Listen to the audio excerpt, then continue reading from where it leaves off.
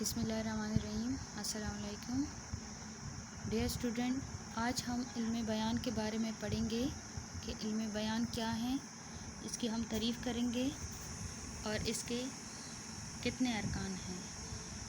تو سب سے پہلے ہم علم بیان کی تعریف کریں گے۔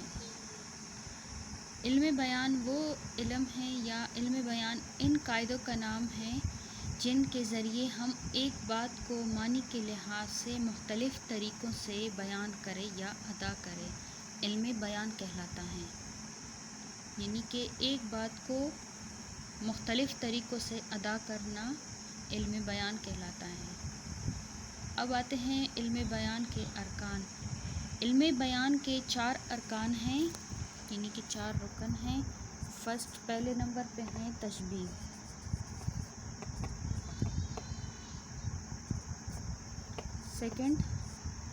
پہلے ہے تشبیہ، سیکنڈ استعارہ،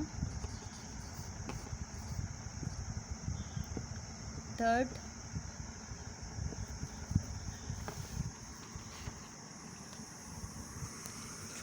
پہلے ہیں تشبیہ، سیکنڈ ہے استعارہ، تھرڈ ہے مجاز مرسل،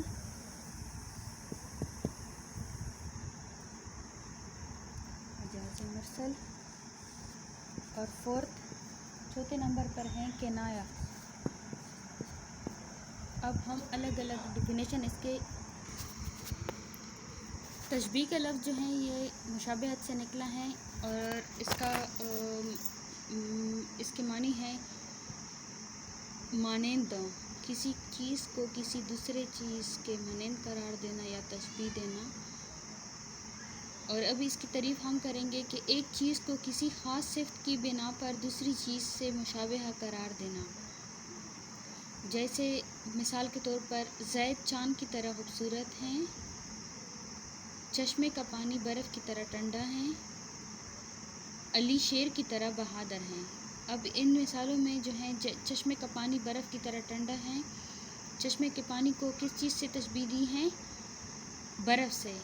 علی شیر کی طرح بہادر ہیں، علی کی بہادری کو کس چیز سے تشبیہ دی گئی ہے؟ شیر سے۔ علی شیر کی طرح بہادر ہیں، یعنی کہ علی کی بہادری کو ہم نے شیر سے تشبیہ دی ہے۔ میرا بیٹا چاند کی طرح خوبصورت ہے، اپنے بیٹی کی خوبصورتی کو میں نے چاند سے تشبیہ دی ہے۔ تو یہ تو ہو گئی تشبیہ کی مثالیں اور تعریف۔ اب دوسرے نمبر پہ آتے ہیں استعارہ۔ استعارہ کی تعریف ہے۔ استعارہ کا لفظ جو ہے اس کے معنی ہے ادھار لینا، قرض لینا۔ مگر علم بیان کی روح سے جب کوئی لفظ اپنے حقیقی معنی کے بجائے مجازی معنی میں اس طرح استعمال ہو کہ حقیقی اور مجازی معنوں میں تشبیہ کا تعلق موجود ہو تو اسے استعارہ کہتے ہیں۔ اس کی مثالیں ہیں، مثلاً زید چاند ہیں۔ پہلی مثال میں تشبیہ میں ہم نے کی طرح کا اضافہ کیا، جیسے زید چاند کی طرح خوبصورت ہے یا میرا بیٹا چاند کی طرح خوبصورت ہے کی طرح۔ یہاں پر استعارے میں یہ فرق ہے کہ میرا بیٹا چاند ہے، زید چاند ہے، پانی برف ہے، یعنی کہ برف کی طرح ٹھنڈا ہے کہ بجائے ہم نے ڈائریکٹلی استعمال کر لیا کہ پانی برف ہے۔ علی شیر ہیں، یعنی کہ علی کی بہادری کو ڈائریکٹ ہم نے شیر سے تشبیہ دی۔ علی شیر ہیں، میرا بیٹا چاند ہے، پانی برف ہے۔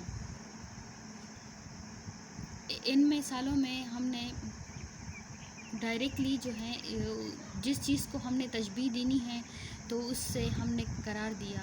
اب حقیقت میں تو میرا بیٹا چاند تو نہیں ہے نا، اور نہ پانی برف کی طرح ٹھنڈا ہے۔ برف اور پانی تو 2 الگ الگ چیزیں ہیں۔ پانی برف کی طرح ٹھنڈا ہے، اس کو ہم نے ڈائریکٹلی جو ہے پانی برف ہے۔ یا علی شیر ہیں، اب علی شیر تو نہیں ہے، ہم نے علی کی بہادری کو شیر سے تشبیہ دی ہے، یعنی کہ علی شیر کی طرح بہادر ہیں۔ تو اس کو ہم نے ان الفاظ میں بیان کر لیا کہ علی شیر ہیں۔ اصل میں علی شیر نہیں ہے، لیکن ہم نے علی کی بہادری کو شیر سے تشبیہ دی ہے۔ اب تیسرے نمبر پہ ہیں مجاز مرسل۔ تو مجاز مرسل کی تعریف کس طرح ہوگی کہ اگر کسی لفظ کو حقیقی معنی کی بجائے مجازی معنی میں اس طرح استعمال کیا جائے کہ حقیقی اور مجازی معنی میں تشبیہ کے علاوہ کوئی اور تعلق بھی پایا جائے تو اسے مجاز مرسل کہتے ہیں۔